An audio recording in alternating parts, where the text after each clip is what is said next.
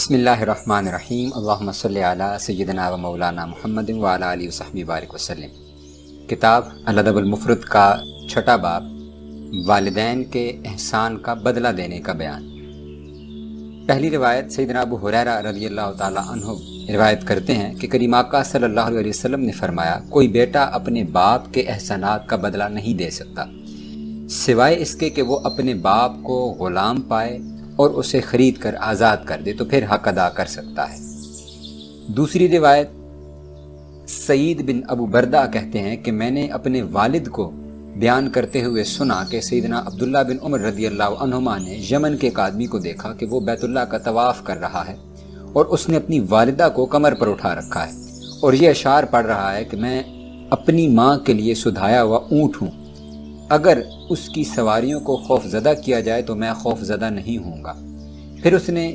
حضرت عبداللہ بن عمر رضی اللہ عنہما سے کہا، آپ کا کیا خیال ہے کہ میں نے اپنی والدہ کا بدلہ چکا دیا؟ انہوں نے کہا، نہیں، اس کی زچگی کی ایک سانس کا بھی نہیں۔ پھر سیدنا عبداللہ بن عمر رضی اللہ عنہما نے طواف کیا اور مقام ابراہیم پر آ کر 2 رکعتیں ادا کی اور فرمایا، اے ابو موسیٰ کے بیٹے، ہر 2 رکعتیں ما قبل کیے ہوئے گناہوں کا کفارہ بن جاتی ہیں۔ تیسری روایت اسی باب کے اندر حضرت عقیل رضی اللہ عنہ کے آزاد کردہ غلام ابو مرہ کہتے ہیں کہ سیدنا ابو ہریرہ رضی اللہ تعالی عنہ کو مروان اپنا نائب بنایا کرتا تھا اور وہ ذوالحلیفہ میں رہتے تھے اور ان کی والدہ ایک گھر میں رہتی تھی اور وہ خود دوسرے گھر میں رہتے تھے۔ ابو مرہ کہتے ہیں کہ جب بھی سیدنا ابو ہریرہ رضی اللہ تعالیٰ عنہ کہیں باہر جانے کا ارادہ فرماتے تو اپنی والدہ کے گھر کے دروازے پر کھڑے ہو کر فرمایا کرتے، اے اماں جان، تجھ پر سلامتی ہو اور اللہ کی رحمت اور برکتیں ہوں۔ تو ان کی والدہ جواب میں فرماتی اور تجھ پر سلامتی ہو اور اللہ کی رحمتیں اور برکتیں ہوں۔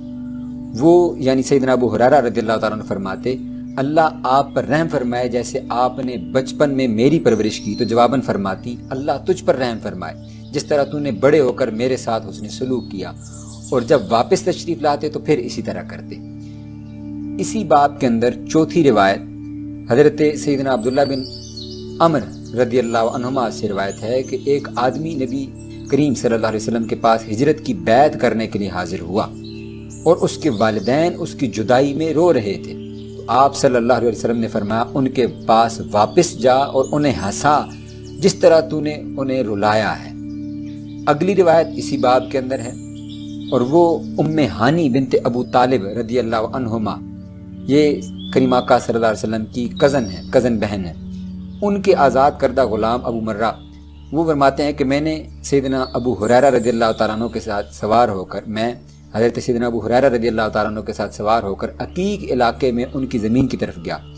جب وہ اپنی زمین میں داخل ہوئے تو انہوں نے بآواز بلند کہا کہ اے میری ماں، تجھ پر سلامتی ہو اور اللہ کی رحمتیں اور برکتیں ہوں۔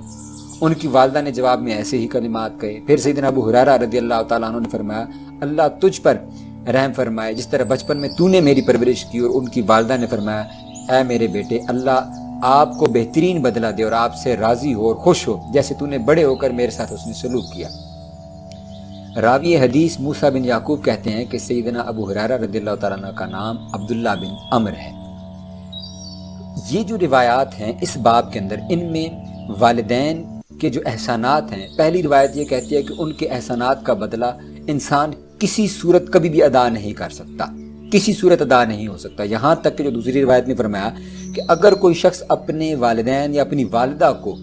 وہ پیدل حج کروائے۔ اب یاد رکھیے کہ حج ایک مشقت کی عبادت ہے جس میں ساری طواف کرنا، سعی کرنا، اور پھر مکہ کے حرم سے لے کر حرم کعبہ سے لے کر عرفات کے میدان اور منا اور ذل کے میدان تک چل کے جانا، یہ سارے ان میدانوں تک پیدل سفر ہے۔ تو یہاں تک کا یہ سفر، یہ ساری مشقت کی بات ہے۔ فرمایا کہ اگر وہ والدین کو یا والدہ کو کندھے پہ بٹھا کر سواری بن کر بھی یہ حج کروائے گا تو وہ والدہ کی اس ایک سانس کا جو بچے کی پیدائش کے وقت اس پر تکلیف گزرتی ہے اس کا بھی بدلہ نہیں چکا سکتا۔ والد کے لیے فرمایا کہ یہ ایک کیفیت کو بیان کیا، کیونکہ ایک غلام جو ہے وہ پیسے خرید کر، اور اس کی ایک کنڈیشن ہوتی تھی کہ وہ مالک کی کفالت کے اندر ہوتا تھا اور مالک سے وہ جدا نہیں ہو سکتا تھا، تاں آ کے کہ مالک یا تو اس کو آزاد کر دے یا کوئی دوسرا شخص اس کو خرید لے۔ تو وہ ایک بڑی کڑی کیفیت ہے. تو فرمایا کہ اس کا بدلہ انسان تب چکا سکتا ہے کہ اگر وہ اس کو خرید کر آزاد کر دے. تو یہ بھی اس دور کے حساب سے ہے کیونکہ ایک بڑی کڑی ایک شک تھی. اسی طرح ایک جو دوسری چیز ہے جو سیدنا ابو ہریرہ رضی اللہ تعالیٰ عنہ کا عمل مبارک ہے وہ یہ ہے کہ والدین وہ بچوں پر نہ صرف شفقت کرتے ہیں، رحمت کرتے ہیں اور ان کے لیے بے شمار دعائیں کرتے ہیں. تو ایک چیز یہ ہے کہ ایک تو ان کے ساتھ بڑے ہو کر انسان حسن سلوک کرے، جس کو قرآن نے کہا کہ رحمت کے اپنے پر ہاتھ جو ہیں ان کے سامنے بچھا دے، وَخْفِضْ لَهُمَا جَنَاحَ الذُّلِّ، کہ اپنی جوانی کے اندر جب اس کے اندر اکڑ زیادہ ہے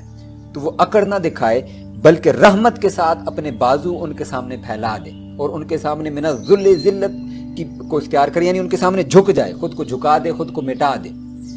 اور پھر اس کے ساتھ کیا ہے کہ فرمایا وہ والدین کے لیے بھی دعا کرے جو قرآن نے سکھائی ہے کہ رب ارحمہما کما ربیانی صغیرا، باری تعالیٰ تو ان پر اسی طرح رحم فرما جس طرح انہوں نے بچپن میں مجھ پر رحم کیا اور میری پرورش کی.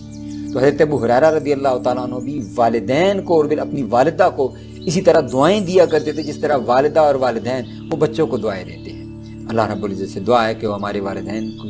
لمبی عمر عطا فرمائے، جن کے والدین اس دنیا سے رخصت ہو کے ان کی بخشش فرمائے، اور ہمیں ہمارے والدین کی خدمت کی توفیق عطا فرمائے اور ان سے حسن سلوک کرنے کی توفیق عطا فرمائے.